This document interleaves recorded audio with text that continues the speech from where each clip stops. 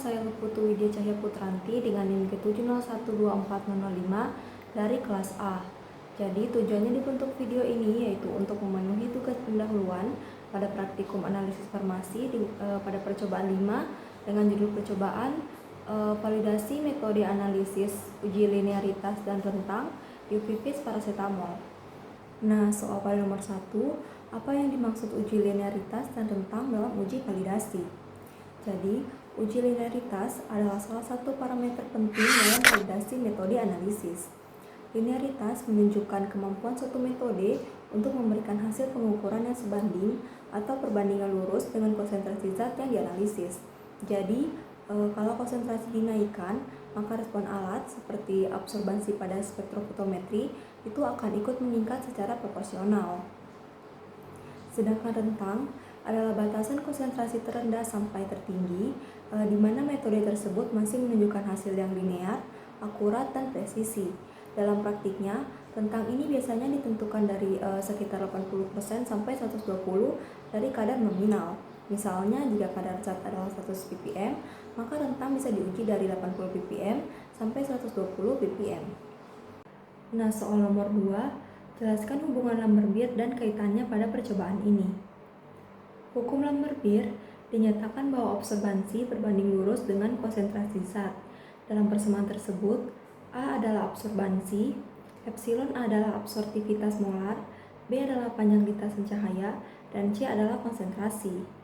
Dalam percobaan spektrofotometri UV-Vis, hukum ini menjadi dasar utama.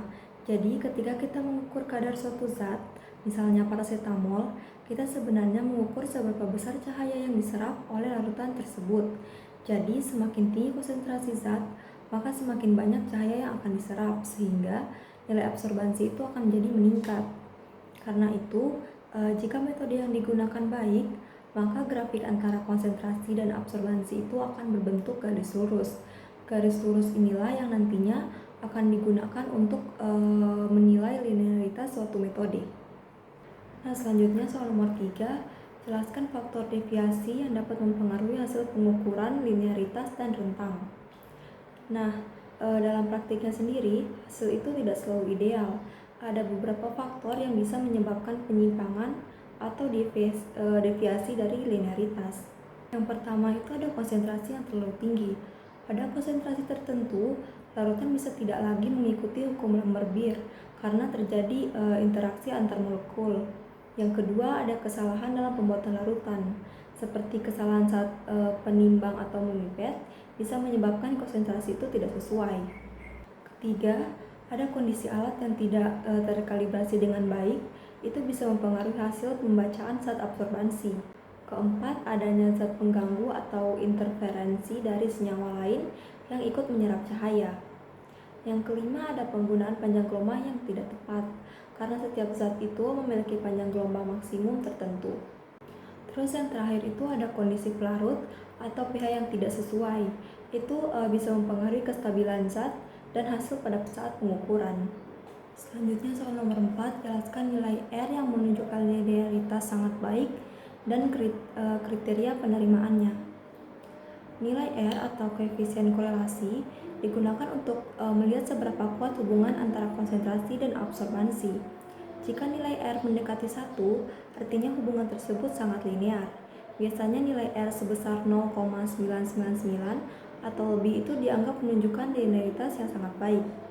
Sedangkan untuk kriteria umum dalam metode kuantitatif, nilai R minimal yang masih dapat diterima adalah 0,995. Jadi, semakin mendekati 1 nilai R, maka metode tersebut semakin baik dalam menunjukkan hubungan linear antara konsentrasi dan respon. Selanjutnya soal terakhir, jelaskan tujuan aplikasi uji linearitas dan rentang pada bidang farmasi. Jadi, uji linearitas dan rentang sangat penting dalam bidang farmasi karena digunakan untuk memastikan bahwa metode analisis yang dipakai benar-benar dapat memberikan hasil yang akurat dan dapat dipercaya.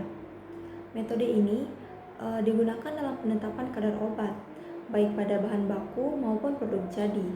Dengan adanya uji ini, kita itu bisa memastikan bahwa hasil pengukuran tetap valid meskipun terjadi variasi konsentrasi.